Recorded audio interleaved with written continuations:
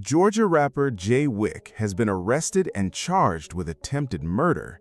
And when the news first broke, a lot of people assumed this had to be a self-defense situation, like someone ran up on him thinking he was an easy target, and things went left from there. But new details are telling a completely different story. According to what has come out, Jayy Wick allegedly shot his own homie. On May 6, 2026, the Bay County Sheriff's Office took to Instagram, of all places, to officially announce the arrest of 26-year-old Donald Anderson, known publicly as Jayy Wick. Yo, Panama City, Florida, April 25th, I will be at Vibes. I'm bringing the whole gang with me. I got Well Global, GD Glock, Speedball, so I'm bringing the whole crew with me. We're gonna put on a show, 229 weekend. All my folk gonna be there. Grab your folks, y'all folk pop out, let's do it.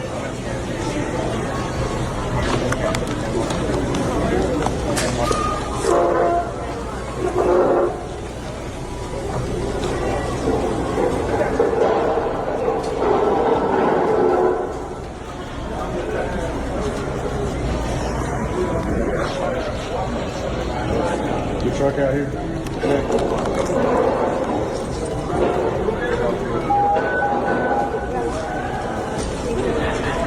The post from the sheriff's office read, "Atlanta artist arrested for Bay County beach shooting," and followed it up with a direct warning saying if you think you can come to Bay County, commit violent crimes, and walk away, you are wrong. Well, technically they were a little off with that statement because he did not just shoot somebody and disappear into the night. He actually performed that same evening and then casually made his way all the way back to Atlanta before any of this caught up with him.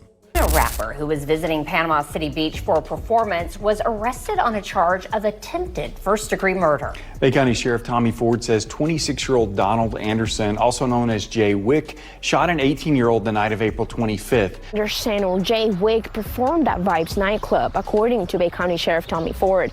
But Ford says before he got on stage, he was right here at Beach Access 83, where at around 11 p.m., he shot an 18-year-old male multiple times and then fled. 26-year-old Donald Anderson, known as Jayy Wick, has been charged with attempted first-degree murder after allegedly shooting an 18-year-old multiple times at Beach Access 83 on April 25th.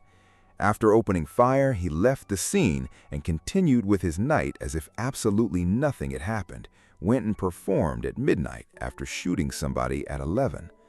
A firearm was recovered at the time of his arrest.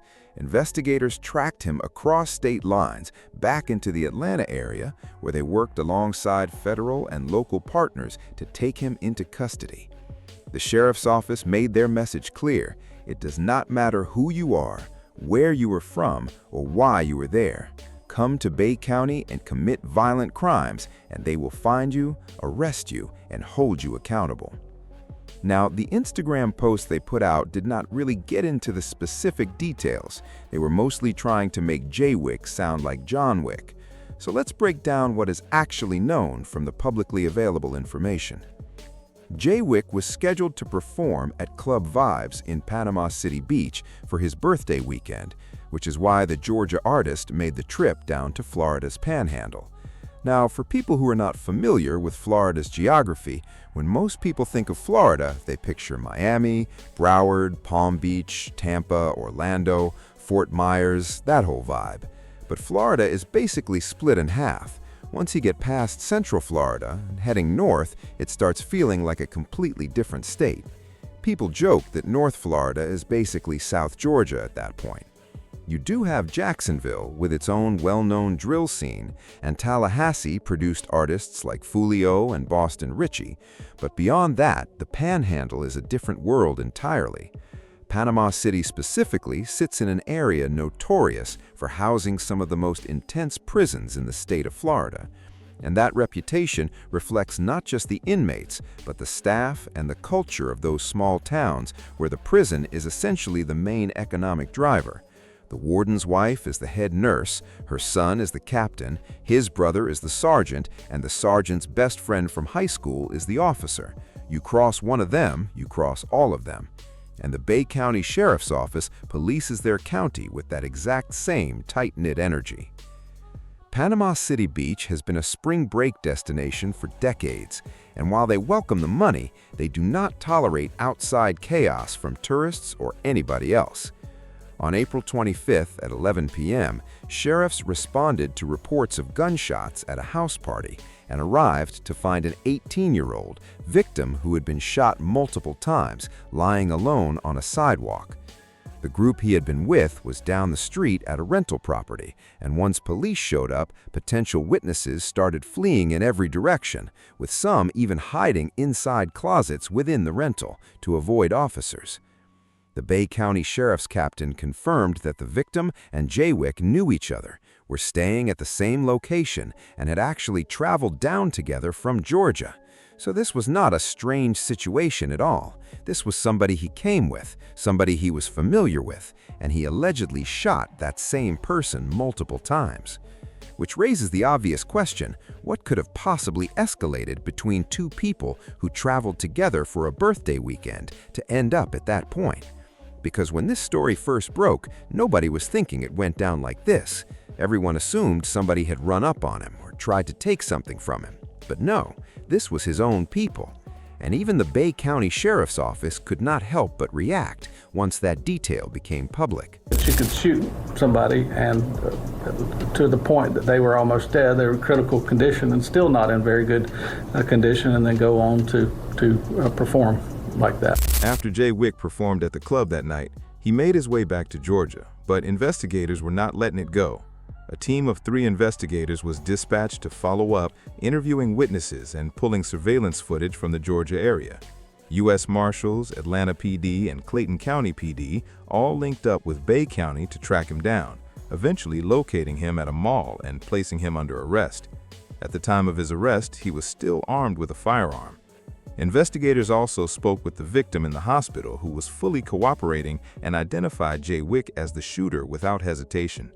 According to the victim, he was part of Wick's security team and had traveled down from Georgia specifically to protect him. He said Wick walked down to the beach with a female, so he followed behind to keep watch. When Wick was walking back, he asked him if he was straight, and Wick said yeah, then opened fire with no argument, no physical altercation, and no warning whatsoever. The victim also told police he had a gun on him but did not have it on his person at the moment he was shot. Officers recovered a Glock on the scene along with spent shell casings. It also came out that this was Jayy Wick's own rental property and that one of his security members dragged the victim to the sidewalk before police arrived. To be completely honest, this story does not fully add up on the surface. For someone to just walk up and start shooting with zero confrontation leading up to it, something is missing from the picture. And what is going to hurt Jayy Wick most in this case is that he fled the scene immediately, which is exactly the wrong move if this was ever going to be framed as a stand-your-ground situation under Florida law. On top of that, he has not given any public side of the story. The only account out there right now belongs to the victim and the witnesses, and the victim is saying plainly that there was no argument, no altercation, and no warning before shots were fired. If Jayy Wick is sitting back, staying quiet because he is trying to protect his career and avoid the kind of exposure that has derailed other rappers, that silence is going to work against him in a major way. He is going to need a clear and credible explanation for why he felt justified in using force in the state of Florida. And staying quiet is not a strategy that holds up when you are the only one not talking. According to reports, Jayy Wick is facing up to life in prison for attempted murder, with a minimum mandatory sentence of 25 years. That is the absolute last thing a rising rapper wants to hear when things are just starting to pick up momentum. He is currently being held in Clayton County Jail and is expected to be transferred to Florida within 10 days to face a judge. And with the detail now public that he allegedly shot someone from his own camp, his old off-the-porch interview footage started looking even more uncomfortable, with people in the comments pointing out that the tension around him was visible and telling him he needed to distance himself from certain people. We do not even know for certain whether the person who got shot was sitting right there with him in that footage. Here's the reality of how these entourages actually work. Most rappers are genuinely close with maybe 2 or 3 people in that circle. Everyone else is there for the optics and the numbers. More bodies around you signal to potential opposition that it is not worth the risk, even if half those people are not built for real confrontation. So when people hear that he shot one of his own people, that needs a little more context. This 18-year-old was likely just a young guy brought along to stand around and add to the count. We do not know the real nature of their relationship or what may have gone down between them before that night. It is entirely possible this kid tried something slick, got shot behind it, and then when police showed up, folded completely and positioned himself as the innocent victim. We simply do not have enough verified information to draw a firm conclusion right now.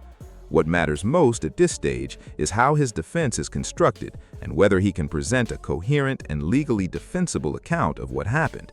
He was also reportedly set to perform at Rolling Loud in Orlando, and that is now off the table entirely.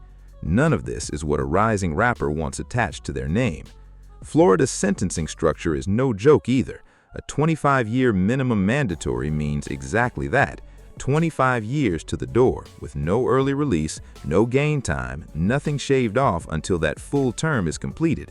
If he gets 30 years, he has to serve the entire 25 before any reduction applies to the remaining 5. People look at someone like Kodak Black navigating the system and assume Florida is manageable, but Kodak has resources most people simply do not have access to. Regular people down here get buried under these sentences regularly, including first-time offenders. This could genuinely be a career-ending situation depending on how it plays out. The best-case scenario right now is that he gets bonded out, is able to keep moving and generating income, and potentially gets the case transferred to Georgia where he actually lives, so he's not stuck in Panama City while everything gets sorted out. Whether a bond is even possible at this level of charge remains to be seen. Drop your thoughts in the comments section. Till next time.